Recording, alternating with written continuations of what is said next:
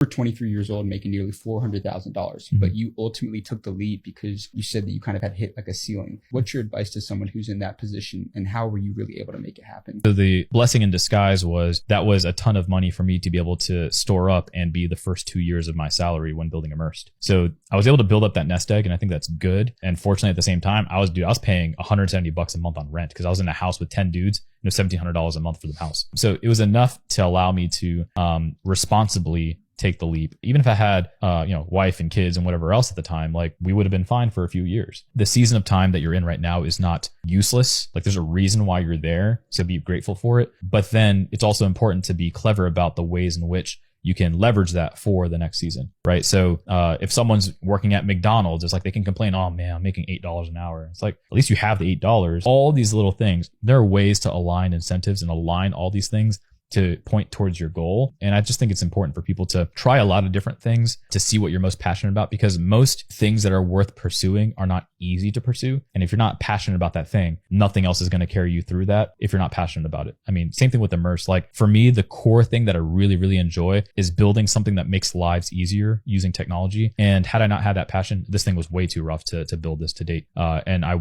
would probably not be here had I not been passionate about this to begin with.